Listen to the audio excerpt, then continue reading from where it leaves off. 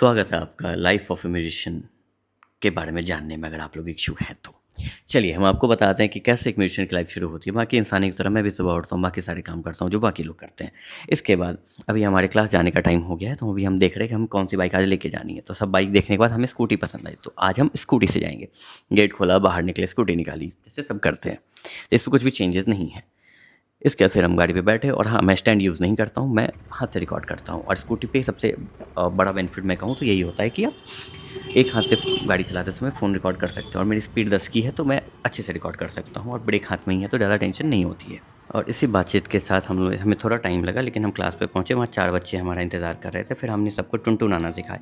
कुछ अलग टुनटुना रहे थे, कुछ अलग टुनटुना रहे थे। सबको टुनटुनाना हमने सिखाया। इसके बाद हम गए मूवी देखने, आवारापन 2, क्योंकि अभी वही लगा हुआ था, हमारे बजट में भी था। फिर इसके बाद इंटरवल हुआ और हम बाहर की ओर गए। वहाँ हमने मेनू देखा। चलो हम लोग मेनू देख लेते हैं, इस पे पैसा नहीं लगता, हमारे लिए सिर्फ इतना ही। इसके बाद फिर हमने मेनू देखा, दोनों साइड से मेनू देखा। फिर हम वापस अपने हॉल में आ गए मूवी। भाइयों, मेहनत की कमाई, उड़ाता हुआ युवक।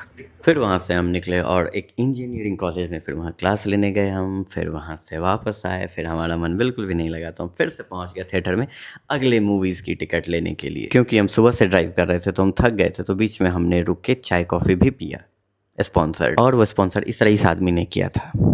उसके बाद मेरा भी उसमें कंट्रीब्यूशन 5 रुपये का था, तो हम उसमें उसके बाद हम लोगों ने चेक किया कि मेरा कंट्रीब्यूशन का 5 रुपये का हिस्सा कहाँ है। तो फिर हमने चेक किया इसमें कितना 5 रुपये का कोल्ड ड्रिंक बाकी है या नहीं है मेरे लिए।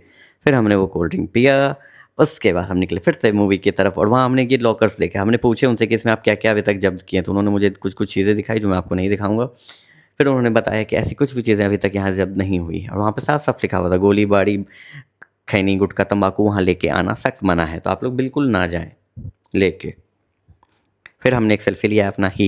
फिर हम लोग वापस घर आ गए, है ना। रास्ते में एक बच्चा भी हमें वहाँ खेलता हुआ मिला। फिर हमने उसे भगाया, वो देखो दौड़ता हुआ जाता हुआ बच्चा। बच्चे घर जाओ, वरना सुबह से शाम हो गई और रात के 10 बज रहे हैं और हम अपने घर जा रहे हैं। तो ये एक छोटी सी लाइफ थी एक म्यूजिशियन की। मिलते हैं नेक्स्ट पार्ट में। तब तक के लिए हंसते रहिए, मुस्कुराते रहिए और देखते रहिए हमारा ब्लॉग।